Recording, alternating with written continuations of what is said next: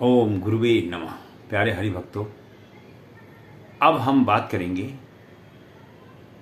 रामायण में आपने एक पात्र का नाम सुना था जो राक्षस कुल में रावण की बहन कराती थी, शूर्पणखा। वास्तव में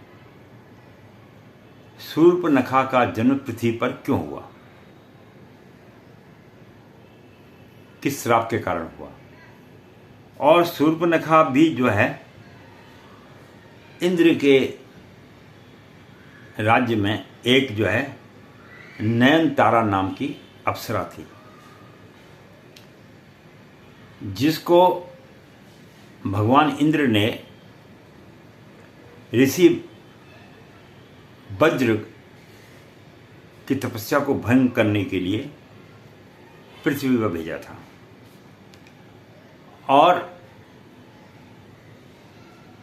वो कई हद तक उनकी तपस्या को भंग करने में भी सफल रही, लेकिन जो ऋषि वज्र के तप में जो खलन डाला, उन्होंने ऋषि वज्र ने जो है श्राप दिया नयनतारा को कि जा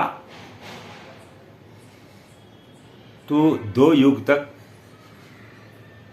पहले युग में राक्षसी बन जाना और दूसरे युग में तू कुबड़ी बन जाना। तो उसे 2 श्राप दिया। उसके बाद जब उसने ऋषि के सामने रोना पीटना शुरू किया कि प्रभु ये तो आपने बहुत ही अनर्थ कर दिया, मुझे ऐसा श्राप दे दिया है, मेरा उद्धार कैसे होगा, मैं वापस इंद्रलोक में कैसे पहुंचूंगी। तब ऋषि ने बोला उनको कि जब द्वापर युग आएगा और भगवान विष्णु स्वयं पृथ्वी पर आएंगे और उसके स्पर्श से तेरा उद्धार होगा, जिस प्रकार माता अहिल्या का पत्थर से उद्धार किया और वो फिर स्वर्ग को चली गई, उसी प्रकार से रामायण त्रेता युग में उसके नाक कान काट दिए लक्ष्मण जी ने, तब वो राक्षसी रूप में आई थी। और द्वापर में वो कुबड़ी बन के कंस के वहां पर दासी के रूप में कार्य करती थी।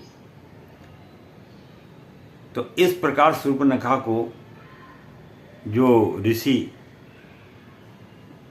वज्र ने श्राप दिया, तो उनके श्राप के कारण शूर्पणखा की इस प्रकार से स्वर्गलोक से उसको निष्कासित कर दिया गया। और जो है ये शूर्पणखा की वास्तविकता है। और शूर्पणखा देखने में बहुत सुंदर थी, जब कुबड़ी थी तब भी सुंदर थी, लेकिन उसका पीठ में कुबड़ा निकला हुआ था। और जब वह है राम लक्ष्मण के पास आई तब भी वह सुंदर थी, और उसमें उन्होंने उसके सामने विवाह का प्रस्ताव रखा था। तो इस प्रकार से शूर्पणखा का जीवन की जो कहानी है वो इस प्रकार है। इसके साथ ही मैं पंडित गिरीश तिवारी अपनी वाणी को यहीं पर विश्राम दूंगा। आशा करता हूँ कि ये कुछ शास्त्र संबंधी और कुछ विषयों पर बीच बीच में आप लोगों को मैं ज्योतिष के अलावा ये ज्ञान भी थोड़ा बहुत प्रदान करता रहता हूँ, जितना मुझे अनुभव होता है। वीडियो देखने के लिए बहुत बहुत धन्यवाद।